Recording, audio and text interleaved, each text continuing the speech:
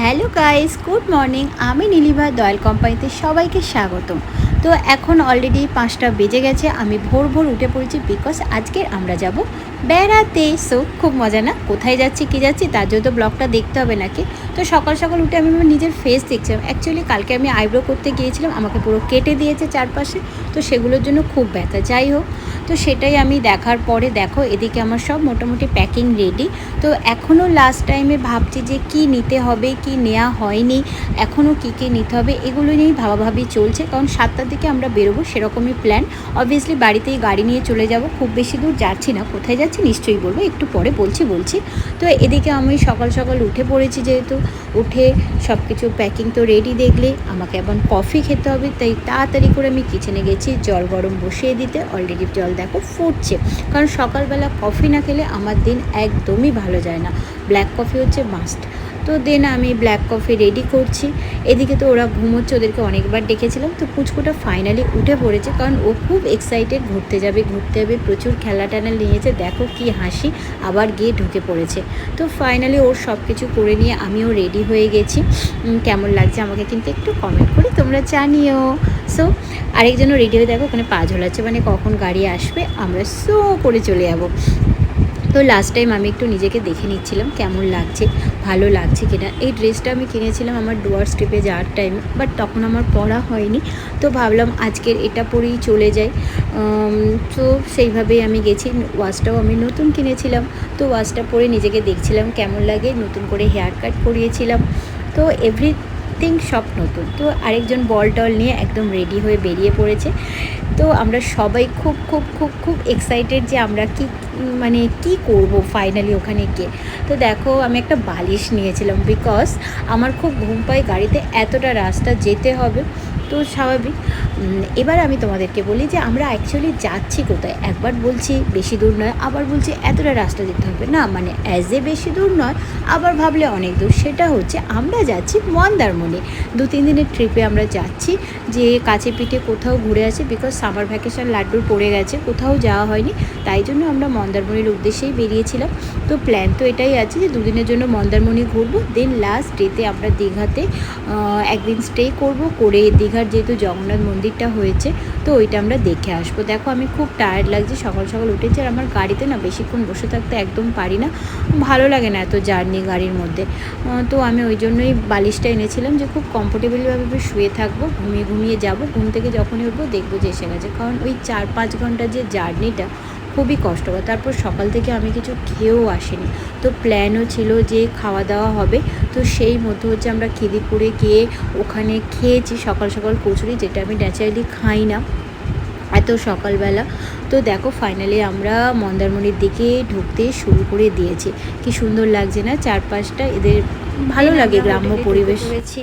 তো আমাদের ঢোকার পর ফার্স্ট আমার প্রায়োরিটি ছিল যে ওকে খাওয়ানো, তারপর যা প্ল্যান হওয়ার হবে। তো সেই মতো ওকে খাইয়ে দাইয়ে নিয়ে দেখো আমরাও খেতে বসে গেছি। তো আমি একবার দেখাই রুমটা, এটা হচ্ছে বাথটব দিয়েছে। আমি প্রত্যেকবারই যতবার গেছি বাথটবটা ভাবে ইউজ করবো, বাট আজ অবধি এখনও অবধি ইউজ করিনি। জানি না এটা আদৌ করতে পারবো কি না ইউজ, বিকজ সামনে বিচ, সুইমিং পুল, তারপর আর বাথটব ইউজ করতে হবে বলে আমার মনে হয় না। দেখো বাথরুমটা খুবই ভালো, বেশ বড়সড় বাথরুমটা আছে।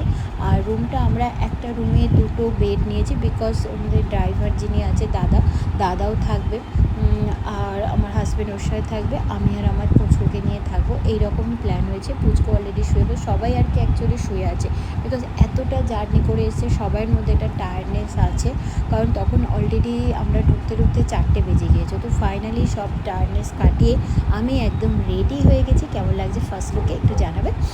তো রেডি হয়ে আমরা যাচ্ছি ফার্স্ট বিচে, কারণ ফার্স্ট বিচে যাব। তো একদম বেরিয়েই সামনের গেট দিয়ে, মানে পিছনে যে গেটটা আছে গেটটা দিয়ে পা বাড়ালেই বিচ। দেখো ভেতরের ভিউজটাও খুবই সুন্দর, মানে সুইমিং পুল সেই দেখা যাচ্ছে, মানে নামবো এরকম ব্যাপার। বাট প্রথমে ওদের ইচ্ছা ছিল যে বিচে যাব, বিচে গিয়ে কিছু ছবি তুলবো, কিছু ভিডিওস বানাবো। তো আর সন্ধ্যেবেলা সানসেট টাইমে যদি যাওয়া যায় তো খুবই ভালো। আর আরেকটা জিনিস দেখলাম যে হোটেলটা পুরো বুক ছিল, আমরা যখন বুক করি তারপরেও চেক করে দিলাম, মানে টোটালি কোনো ফাঁকা নেই। তো ফাইনালি আমরা বিচে চলে এসেছি সন্ধ্যের টাইমে। তবে আমি বিচে আসি, বিচে পা ভেজাই, বাট কখনও বিচে আমি চান করি না। কেন করি না, কী জন্য করি না জানি না, বাট আমার একদমই প্ল্যান ছিল না বিচে স্নান করবো। হ্যাঁ, বিচে কিছু ভিডিওস করব, এটা প্ল্যান ছিল। তো তো সেই মতো জলটা অনেক এতেই আছে, জোয়ারের জন্য জল অনেক এগিয়ে আছে। আর দেখো আকাশটা কী সুন্দর লাগছে, মানে জাস্ট অপূর্ব এক কথায়। তো আমি যখনই মন্দারমণি আসি, এই নিয়ে আমি মন্দারমণি থার্ড টাইম এলাম। তো আমি কখনোই দীঘায় স্টে করি না বা করতে চাই না, আমার ভালো লাগে না। তার কারণ হচ্ছে বড্ড ঘিঞ্জি জায়গা, প্রচুর মানুষের কোলাহল, এত লোকজন, যেটা আমি একদম পার্সোনালি পছন্দ না। আমি একটু ফাঁকা পছন্দ করি, একটু একা থাকতে পছন্দ করি, নির্জন। ঘুরতে গিয়ে নিজের মতো থাকবো, নিজেকে ফিল করবো, সেটাই ভালো লাগে। তো সেই মতো দেখো তাই আছে, মন্দারমণি অনেক ফাঁকা, সে জায়গায় অনেক পরিষ্কার পরিচ্ছন্ন। তো সেখানে আমি একটু কিছু ভিডিও বানাচ্ছি নিজের একটু, যেটা সবাই করে, তো আমি কেন বাদ যাবো। আর এই একজন বল নিয়ে চলে এসছে, ওর তো এখন ইচ্ছা কখন যাব সুইমিং পুলে, কখন যাবো পুলে, মানে ও যা চান করেছে, মানে ওর যে জ্বর হয়নি এটাই খুব ভালো। তো প্রচুর মজা করেছে, আফটার অল ওর জন্যই সব কিছু। ও যে এসে মজা করতে পেরেছে, লাস্ট টাইম যখন ও এসেছিলো তখন ও কথা বলতে পারতো না। যাই হোক, দেখো এই করতে করতে সন্ধে হয়ে গেছে, সন্ধেবেলা চারপাশটা কী সুন্দর লাগছে, মানে হোটেলগুলো তো পরপর আলোগুলো জ্বলে উঠেছে, তো দেখতে আরও অসাধারণ লাগছে। কিন্তু আমার ফেসটা একদমই ভালো আসছে না এইরকম আলোতে, তাই জন্য আমি আর লাস্টের দিকে ফটো তুলে নিই। লাস্টে একটাই কথা হলো, চলো এবার যাই, গিয়ে পুলের জন্য রেডি হই। তো দেন পুলের জন্য আমরা রেডি। সো আমি সুইমিং পুলের কস্টিউম পরে চলে এসেছি। তো ফার্স্ট আমার ইচ্ছা ছিল ভালো একটা ফটোশ্যুট করবো, কারণ ভিজে গেলে আর ভালো হবে না। তো সেই মতো আমাকে প্ল্যান করে দিল যে বাচ্চাদেরটাই করতে। তো সেই মতো আমি বাচ্চাদের সুইমিং পুলে গেলাম, কিন্তু বড় বোকা বোকা লাগছে, বাট তাও যখন নেমেছি চলো এক কটা ফটো তুলেই নিই, ভিডিও করে নিই। তো সেই মতো করেও নিয়েছিলাম কটা ভিডিও। দেন তারপরে আমি বড়দের সুইমিং পুলে গিয়েও কিছু ভিডিও শ্যুট করেছিলাম, সেটা দেখালাম না। তো প্রায় 2 ঘন্টা নাচন কোদনের পরে আমি চলে এসেছি। দেখো মুখ টুক সব স্বাদ হয়ে গেছে, এত সুইমিং পুলের জলে করেছি, মুখ চোখে আমি দেখছি নিজের কী অবস্থা, চুল টুল পুরো ভিজে। যাই হোক, এবং আমরা সবাই এটাই বলছি যে এত আমরা জল ঘেটেছি, এত জল ঘেটেছি যে মুখ তো সাদাই হয়ে গেছে, এরকম করে 2-3 দিন থাকলে ফর্স হয়ে যাবো, জাস্ট জোকিং। তো চলো পরের দিন সকালবেলা, রাতে খেতে ঘুমিয়ে পড়েছিলাম, পরের দিন সকালে উঠে পড়েছি, এবং আমি ভোর ভোর উঠে বেরিয়ে গেছি। সবাই দেখি ঘুমোচ্ছে, তো আমি কারোর জন্য ওয়েট করলেনি। সকালবেলায় এসেছি, দেখো মুখটুক আবার কালো হয়ে গেছে। কাল কিন্তু দেখেছো একটা জিনিস, যে সুইমিং পুল থেকে এসে মুখটা বেশ অন্যরকম লাগছিলো। যাই হোক, দেখো সারতে সব পাটি টাটি করেছে, চারদিকে সব জিনিসপত্র এলোমেলো হয়ে পড়ে আছে। ভোরবেলা তখন প্রায় বাজে 6টা বেজে গেছিলো এই টাইমটা। তো অলরেডি আকাশে যেন রোদ যেন এসেই গেছে, বৃষ্টিও হালকা হয়েছিল, যে চারদিকে একটু জল জলও আছে। বাট এত নিস্তব্ধ পরিবেশ, মানে কি বলবো, যেটা আমার সবচেয়ে খুব ভালো লাগে, যে নিজের মতো থাকা যায়, নিজের মতো বসে থাকা যায়, কেউ ডিস্টার্ব করার নেই, কেউ কিছু বলার নেই। আর তার থেকেও বড় কথা, এই 3টে দিন ছুটি নিয়ে আমি এসেছিলাম, আমি আমার যে কাজগুলো সেইগুলো থেকে অনেক দূরে থাকতে পারি। কোনো কাজ নেই, কোনো হেডেক নেই, কোনো স্ট্রেস নেই, স্টুডেন্টসের কোনো প্রেশার নেই। বিকজ যেহেতু আমি টিচার, তোমরা জানো অনেকেই যারা আছো প্রথম থেকেই আমার এই চ্যানেলের সাথে যুক্ত বা আমাকে পার্সোনালি চেনো। তো আমি ওখানে বসে বসে কিছু ভিডিও করছিলাম, কারণ তখনও ওরা এসে পৌঁছায়নি, তখনও ওরা ঘুমোচ্ছিলো। মাঝে একবার ফোনও করলাম, বলছে হ্যাঁ যাচ্ছি। তো আমি একার মতোই বসেছিলাম, ভালো লাগছিলো বেশ। তো দেন পুচকুতো চলে এলো আমার ড্রাইভার দাদার সাথে। তো আসতে ও কিছু ঝিনুক করেছিল, আসলে জলটা অনেকটা নেমে গিয়েছিলো, তার জন্য ঝিনুকগুলো চেনা যাচ্ছিলো, আর আমাকে জল দেওয়ার প্ল্যান করেছিলো। আমি তো তার মাঝে একটুখানি রিল করে নিয়েছিলাম, সেটাও তোমাদের সাথে শেয়ার করলাম, তোমরা জানাবে। আর যারা আমার রিল আর কি দেখতে চাও, তারা অবভিয়াসলি দেখতে পারো, ইউটিউবেও ছেড়েছি। একটু আর কি ঢং করা যাকে বলে, একটু করতেই হয়। বেড়াতে গেলে এগুলো একটু দরকার, জীবনে সব রকমই মোমেন্ট এনজয় করা প্রয়োজন, যেটা আমার মনে হয়। তো সেই রকমই আর কি। দেন তারপরে আবার ব্যাক করে এসেছি, এসে ব্রেকফাস্ট করেছি। ব্রেকফাস্ট করতে করতে দেখি বৃষ্টি হচ্ছে বাইরে। তো তার জন্য কোনো প্রবলেম নেই, আমরা প্ল্যানই করে এসেছি যে ব্রেকফাস্ট করব, বৃষ্টি হোক যাই হোক আমরা আবার সুইমিং পুলে নামবো। বাট তাও আমাদের প্ল্যান ছিল সকালবেলায় যে সুইমিং পুলে যাওয়ার আগে আমরা, যেহেতু ওই দিনটাই আমাদের স্টে করার দিন ছিল, কারণ পরের দিন আমরা ব্যাক করব, তাই জন্য প্রথমে আমরা বিচে যাব কিছু ফটো তুলতে। কেননা আগের দিন অন্ধকার হয়ে গেছিলো, তো আমি আমার ফটোগুলো নিয়ে একদম স্যাটিসফাই ছিলাম না, আমাকে কিছু ভালো ফটো তুলতে হতো। সেই অনুযায়ী আমরা বিচে চলে গিয়েছি। বিচে গিয়ে দেখি সকালে জল যেখানে ছিল, মানে তার থেকে অনেক অনেক অনেক দূর চলে, দেখো সেই দূর দূর প্রান্ত থেকে দেখতে পাচ্ছ, মানে সেই দূরে কতটা দূরে চলে গেছে। মানে খুব সুন্দর লাগছিল। তার মধ্যে কিছু নাচের ভিডিও আমি শ্যুট করেছিলাম, তো সেটাও তোমাদের সাথে দেখালাম। মাঝে মাঝে লাড্ডু এসে সেগুলো গুলিয়েও দিচ্ছে, বাট ঠিক আছে, চলো, এটাই আনন্দ।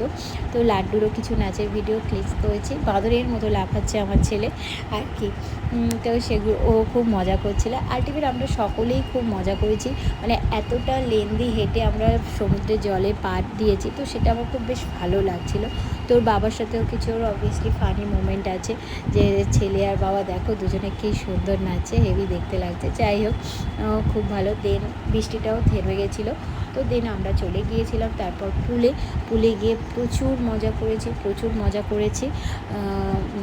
মজা করা তো মোটামুটি কী বলবো, বিশাল মজা হয়েছে। তো আর কি, এই বৃষ্টি হচ্ছিলো পুলে। আমরা সেই দিন ছিলাম সকালবেলা, মানে বিচ থেকে এসে প্রায় 4 আওয়ার্স।